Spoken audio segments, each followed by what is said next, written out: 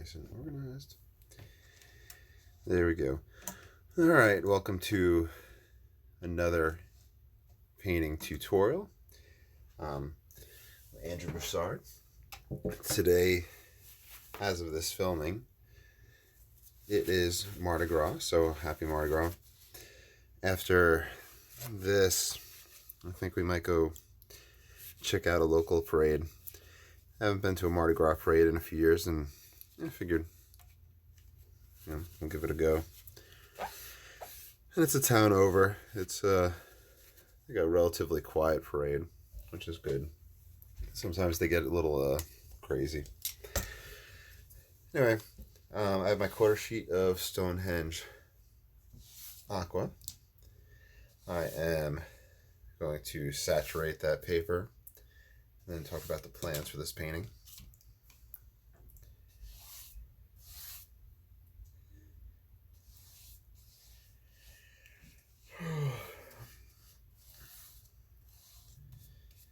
So I'm on break from work this week, and later on in the week we're hosting the high school regionals powerlifting meet. That's going to be a 2-day event, and Thursday we go set up, and it'll be Friday and Saturday. But despite all that, I'm on vacation. I'm trying to get as many paintings and videos in. I need to do some more oil paintings. I just haven't had the chance. I want to experiment with my oil paintings with glazing and whatnot, so there's that. I had tried setting up the camera to figure out how on earth I could film a oil painting, and I use an easel when I oil paint. And so far the only location I could figure it out is if I was pretty much painting around the camera and essentially straddling the camera, and that wasn't going to cut it. Anyway, so I soaked the paper. I'm going to spritz my palette. I'm thinking that today, at least for this one, it's going to be more of that tonalist Venetian red and sap green, so I'm probably just going to play around with those two. Instead of Payne's Gray, I think I'm going to use my phthalo blue for darks. The previous video before this, I think this one is number, I don't know, it doesn't say, 45. So I think 44 was kind of a colorful throwback type painting to when I had first started off. So in that one I'd use some phthalo blue to get some darks, which I think was the positives in that painting, was experimenting with phthalo blue and having ultramarine as well on the palette, and how those are helpful. So I was thinking, rather than using Payne's Gray for my darks, I'll use the phthalo blue to mix that. I am also going to, at the end, do my wash of color for the sky. And then on top of that, I think I want to experiment with being able to pull back openings in the trees, and might actually have to go in and paint backgrounds between the trunks of the trees. So that's going to be a different method for me, and it should be a fun approach. So overall, that's the kind of goal for this painting. Using the sap green and the Venetian red, which proved to be an interesting combo. Pretty much every time I utilize that, somebody gets the painting to own. The last one I did, my buddy, the guy I coach with, his parents were in town, and his mother really liked the painting, so I sent them off with it. And that'll reside up in Pennsylvania. So, idea-wise, I don't have much. However, yesterday when we were leaving the house to go food shopping, if I head south from my house, there's a field. So I went south, and there's a field and at the end of the field there's, you know, kind of a forest. And I was looking at that, and the field's nice. It's and the forest line's nice. It'd make an interesting kind of tonalist, very moody, very basic composition painting.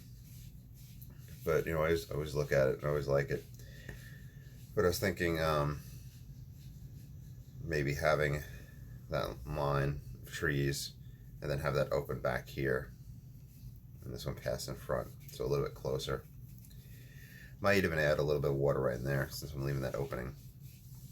So, like I said, not really much of an idea, but let's see what happens. This is all wet and wet. Just letting it go where it wants to go. Mixing back and forth between the Venetian red and the sap green. And my take on this is a pushing back and forth of texture and value.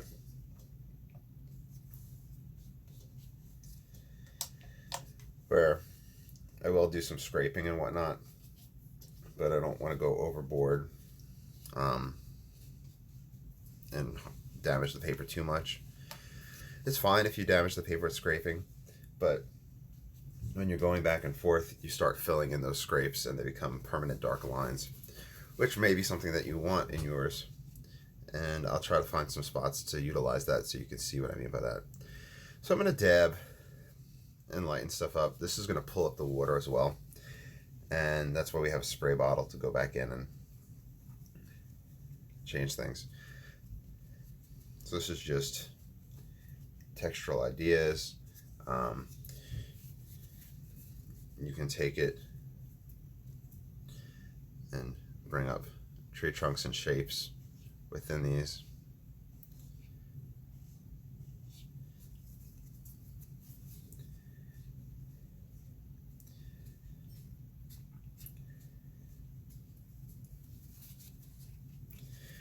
And all throughout, since the paper is absorbing that water, it's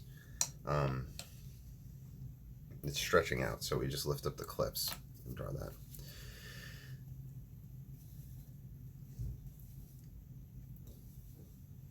This two color combination really works great.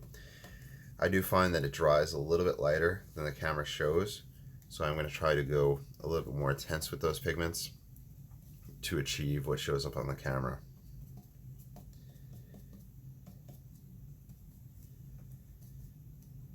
And despite me dabbing in those spots, they are still going to be some wetness there, so these will disperse.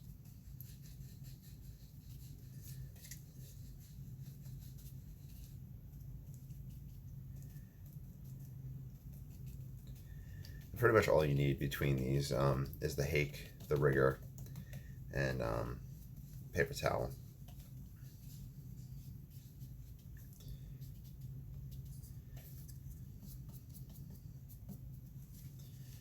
And since I put those in, then we kind of push them back.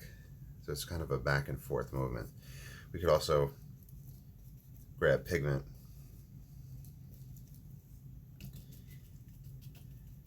and add texture like that as well. We could even, I'm gonna have to put away all these brushes. I had to move some things around. I'm not sure how they got all out. If you take a wet rigger, so it's just wet, you can move some of that pigment around as well.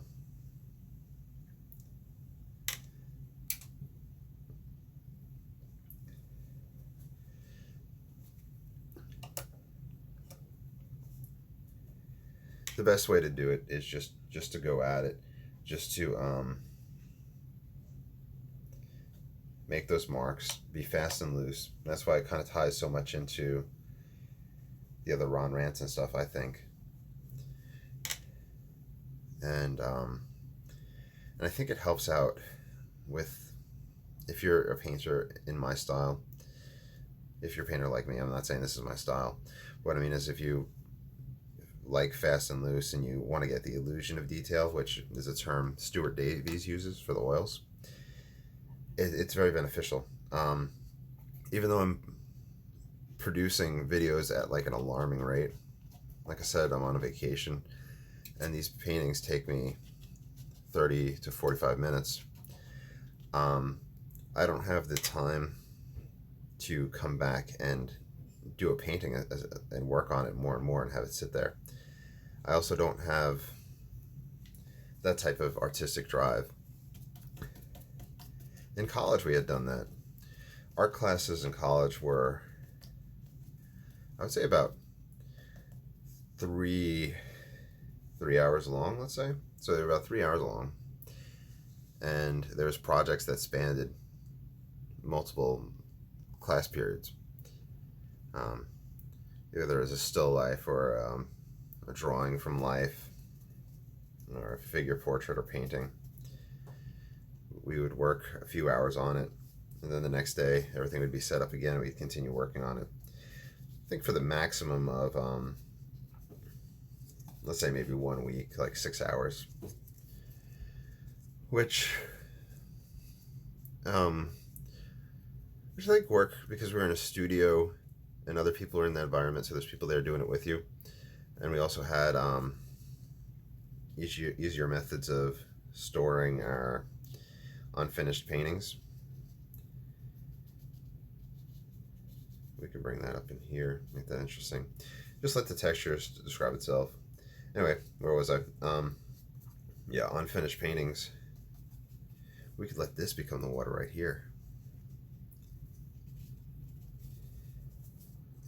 You're just playing around, just let what occurs. So, anywho, with watercolor and painting in general, I just can't go back to it. I do want to try the glazing, like I had mentioned earlier, with oils, but that is, in a sense, going back and working on a painting, which it'll be rough mentally for me, but I think it'll also be super loose since I'll be like just passing oil paint with medium in it to see what happens. So it'll be a good experiment. And it's not like I'm sitting there doing each individual flower or each individual leaf or trunk. And that's kind of my whole philosophy.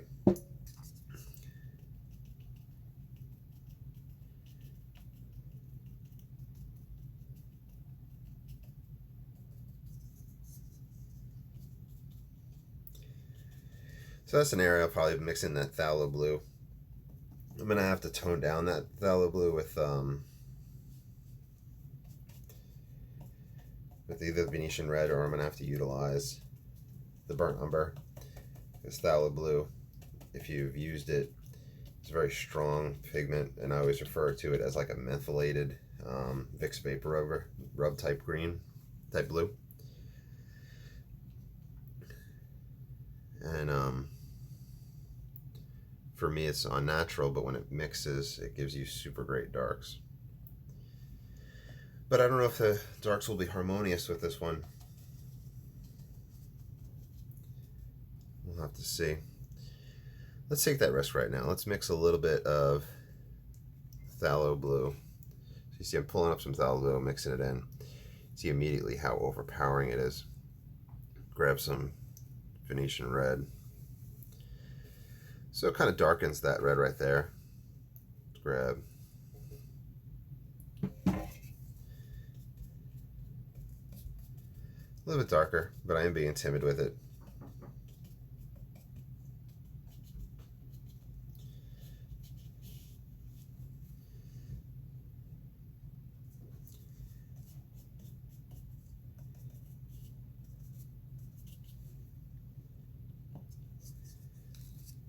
I'm going to try to scrape some trunks out here, and hopefully these don't backfill. Yeah, they're getting a little bit filling in.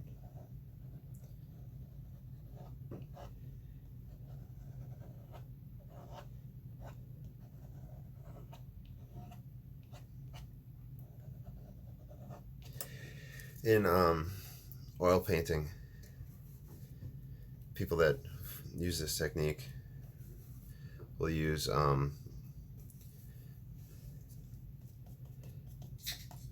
Q-tips. And fun fact, I guess in Europe and England and all them, they call Q-tips cotton buds, which is a cool name. But I have one right here, and I just find that it does not help with watercolor.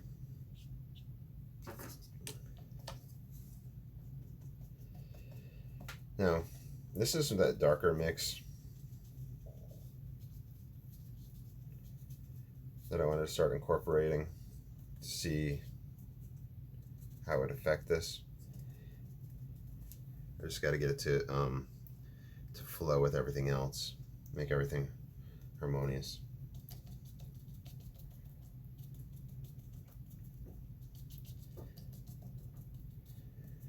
So right now we just have used 3 colors.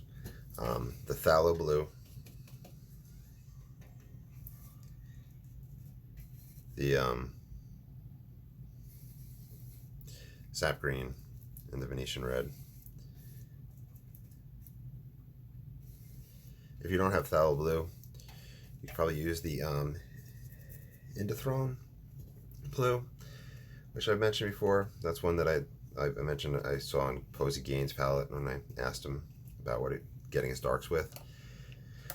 But if you don't have phthalo blue, chances are you probably don't have Indithrone blue.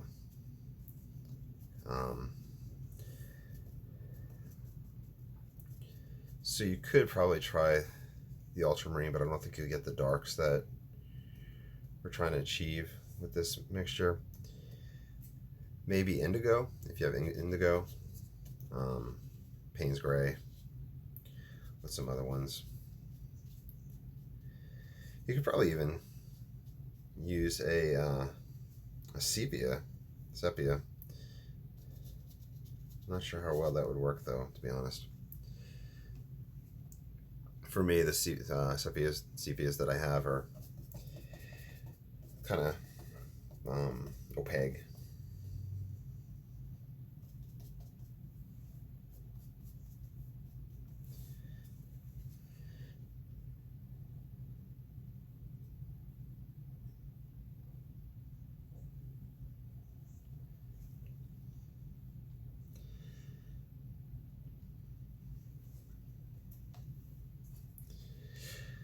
Let me do a little bit of scraping, and I'm going to try to do a little bit of lifting. And then we might have to re-red some areas.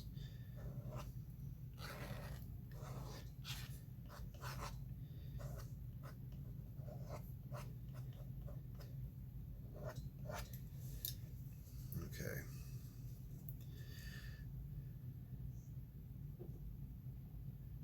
So these are areas that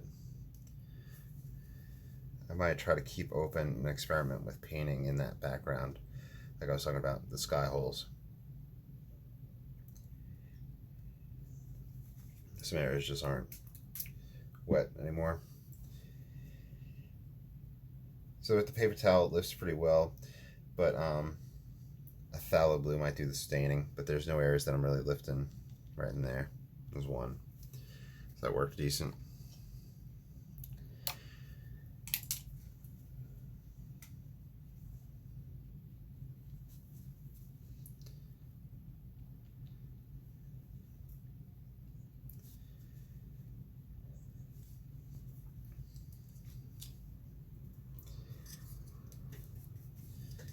Got some more darks.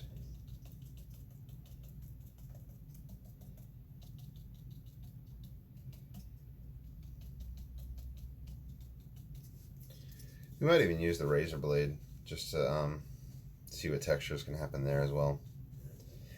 I could always come in with a rigger and add rigger textures and build up the density of those. Guys coming out.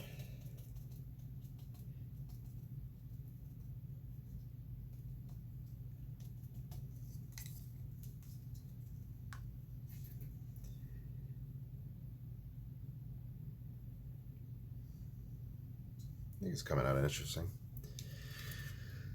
Phthalo blue, because I want that dark. Phthalo blue with the sap green gives you kind of a, I guess that would be like almost a Viridian type green. So I would try to tone down that greenness with the Venetian red.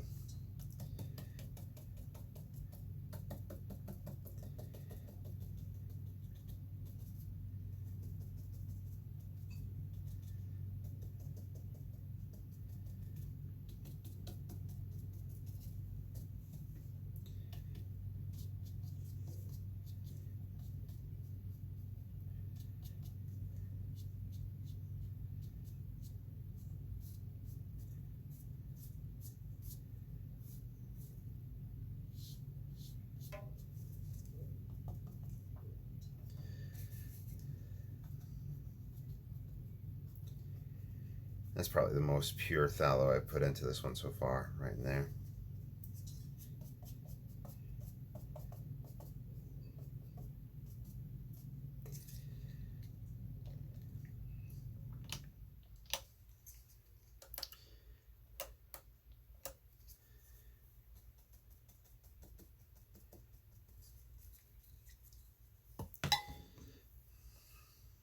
You just wet it just to pull things.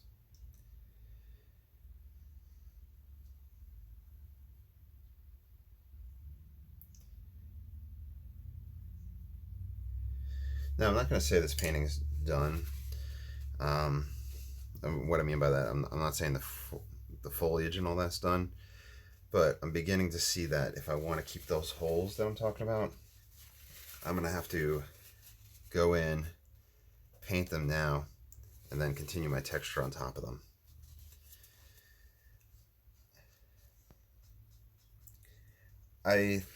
When I thought about this, I realized I could have put my my background in at first, you know, like a blue wash. However, the moment I started lifting like this, I'd lose that blue wash. So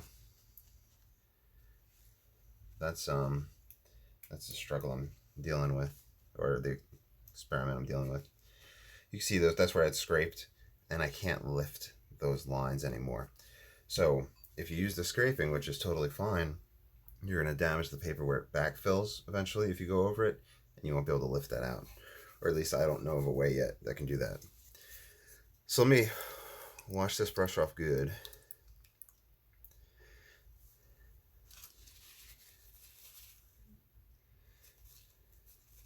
I'm going to want just a light cerulean blue, which when I did the palette video, I think I wiped off all of the cerulean blue. So I got a cobalt blue hue. That's a kind of a neutral blue, but let's say cerulean. So put a little bit of this guy on the palette. So that's the benefit of these palettes. You could kind of just, like, all right, if I need that color, I can add a little bit.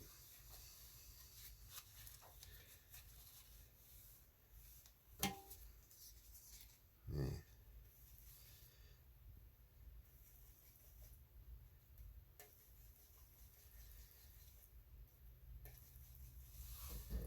So let's see.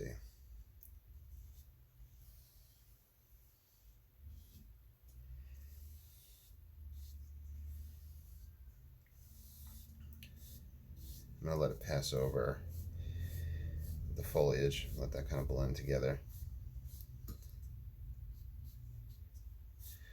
One thing that I read that I haven't quite utilized yet is that the tree's foliage background will take on a slight tint of the sky. So whatever that is, like the tint of it that's taking place. So, but the person that I was reading, it was for oil painting. With watercolor, you run the risk of getting more mud and whatnot.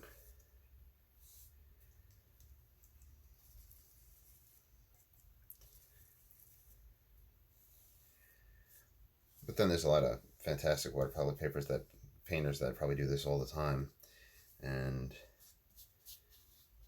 just make it super easy. But that's why we practice, that's why we learn. Okay, so I filled in all those spots. Kind of changed the overall mood of the painting drastically. think I want to lift that out right here. You have that light coming across, catching onto these guys. And you could soften these edges. You can add texture to the edges.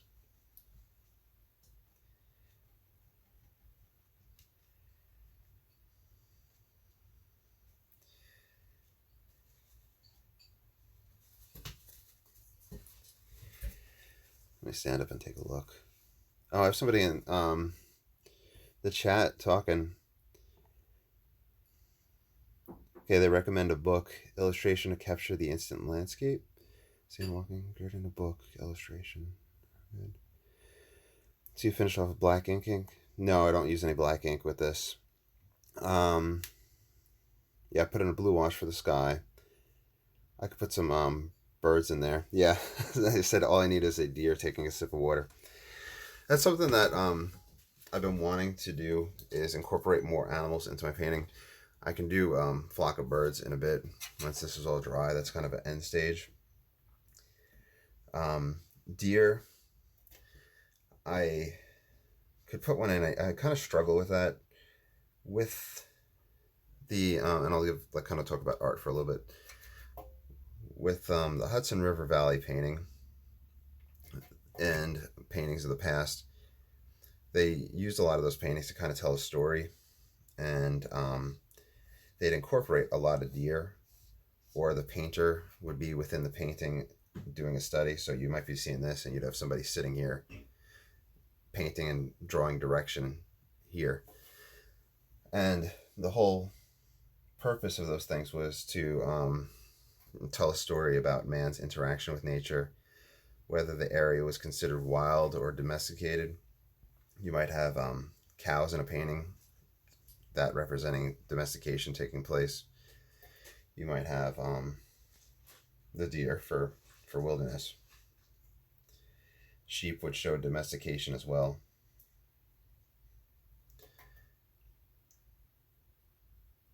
So there's a lot of like back then, all those things had those purposes. Nowadays it's used for, you know, just little nice interesting things. Like I like to add fishermen and whatnot, and that's always cool.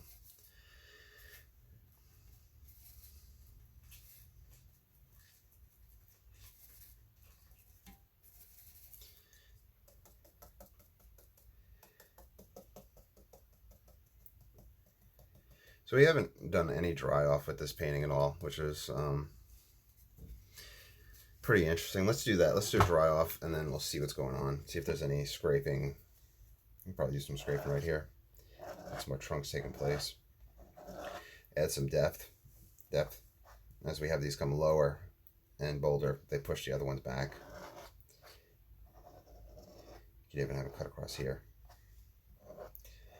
But the tonalist, I mentioned it before, the trunks of trees for some reason are often front lit with lighting from the back. Oh, if you're wearing earbuds, sorry. It's okay, so if you have earbuds, be careful.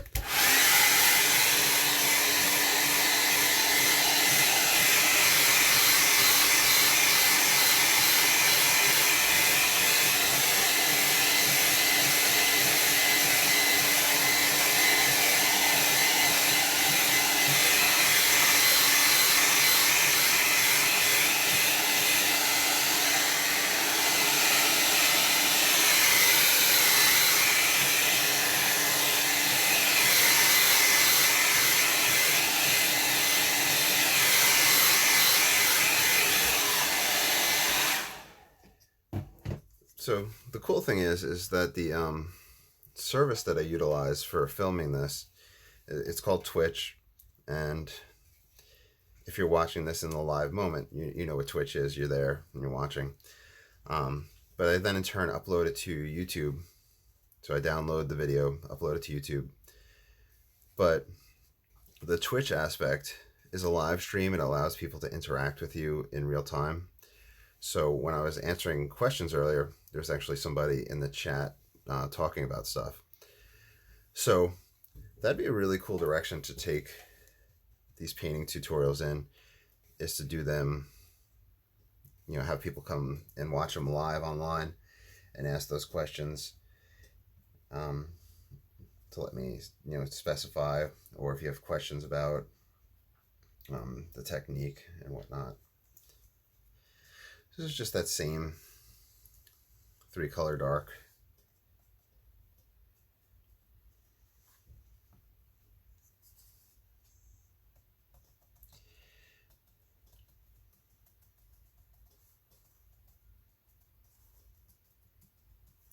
We could put it in, dab it out. I don't want to dab it out too much at this point.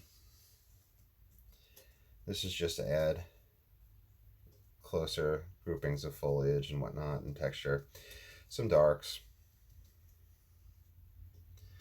My brush is kind of wet, so it's not going down super textured. If you ever want to dry out a hake, squeeze it. Add a little bit of foliage over these background holes that we did before.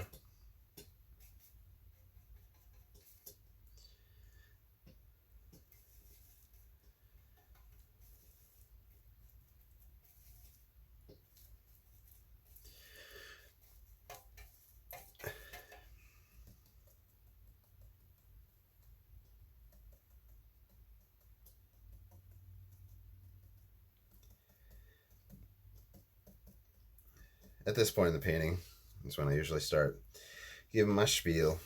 Remember, on the YouTube down below, I have a whole bunch of links for different things, like the Instagram page, the Facebook page. You know, like and subscribe. There's the Etsy account where I upload a lot of these paintings. So if there's anything you ever want to own, check it out, or just check out the Etsy store. I guess I really don't know how views work on that, but maybe that'll help get my shop to show up for other people more.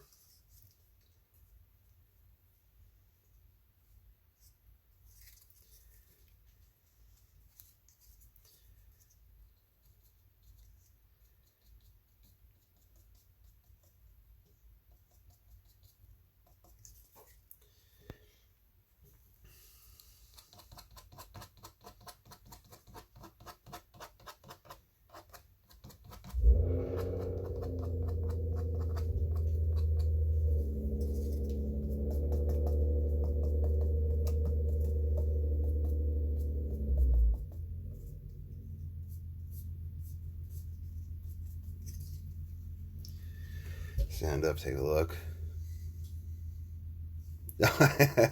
Yeah, the hair dryer. I'm not sure what painting you're referring to, the Scottish landscape with a stag looking at you, but I'm gonna have to Google it and see if I can find what you're talking about. Um, the hair dryer is a really good tool for the alla prima, like one and done, fast and loose painting style.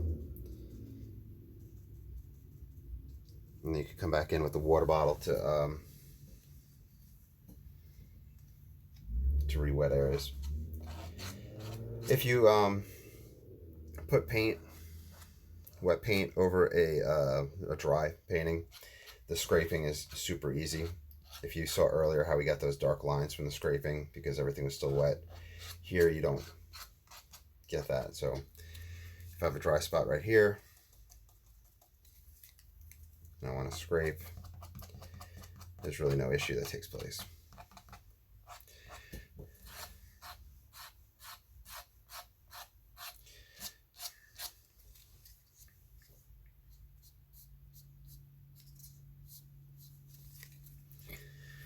Now, one issue is that that green was matching that green right here, and it might cause issues with perspective, so I pushed it back. We'll do a little bit of rigger work.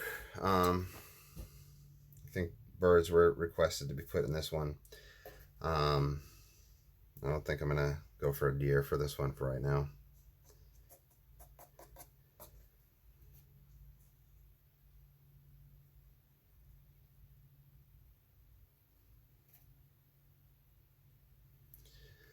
Let's see, let's mix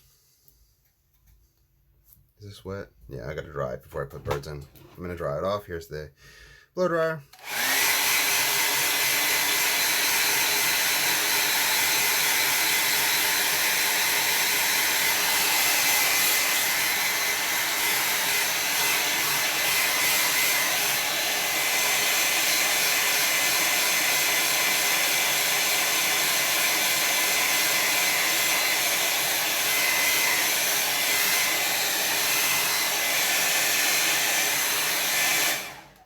Some areas are still wet. I just wanted to put a flock of birds up in here.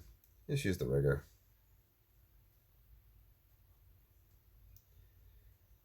And just get the general pace.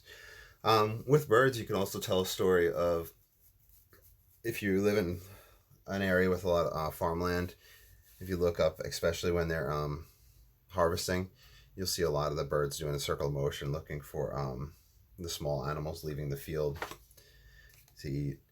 If I was to do a deer,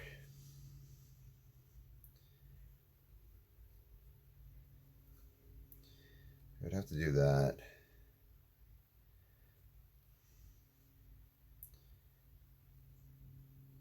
Let's see if I can do this from memory.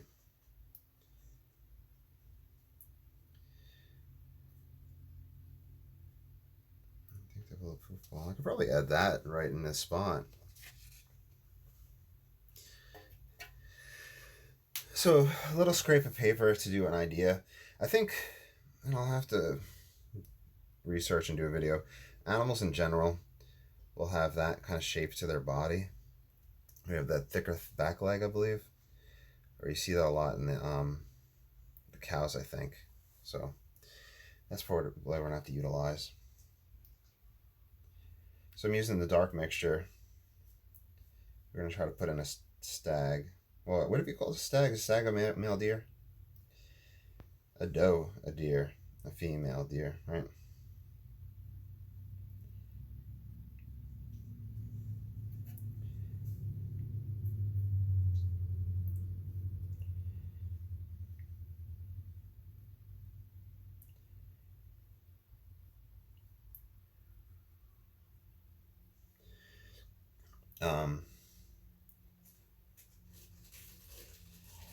Deer can tell stories.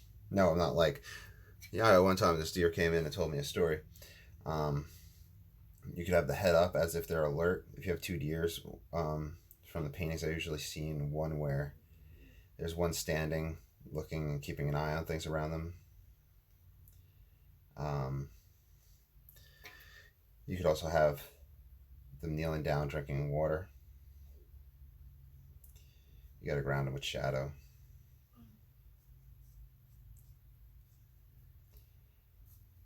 I'm gonna give him too long of a neck.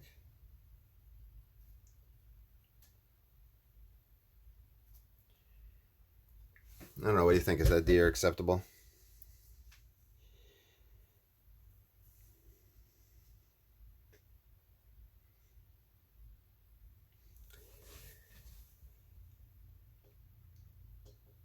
Yeah, I'm gonna have to check out the Scottish painting schools and see what they have. This will dry. Let's dry this guy so he kind of blends in better. See how he looks.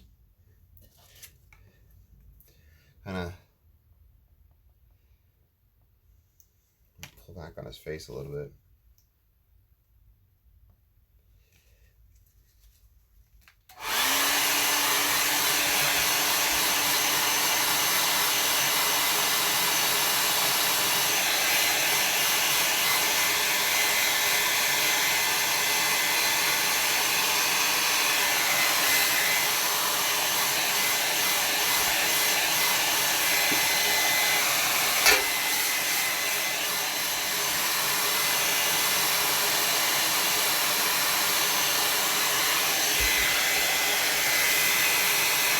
Yep, you like it? Awesome.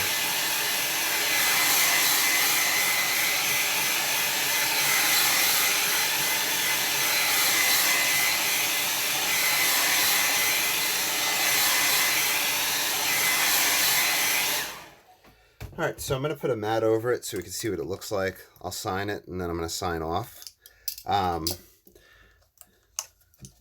There's Bert VA1.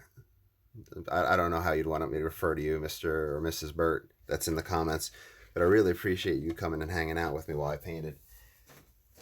It adds a whole new dynamic and really makes things interesting.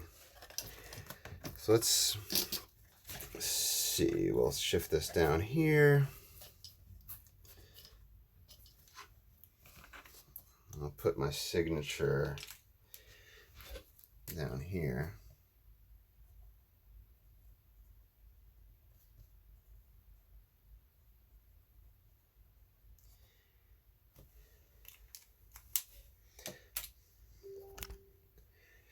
And there is the finished project. I don't know how long that painting took, probably about 40 minutes from start to finish. I hope you all enjoyed. Feel free to follow along. Thank you for coming and hanging out in the chats. And I'll have to figure out some sort of notification system to let people know when I'm going to be live streaming. Anyhow, I hope you all have a great day, and I'll probably catch you either later on this evening or tomorrow with another painting. All right, have a good day.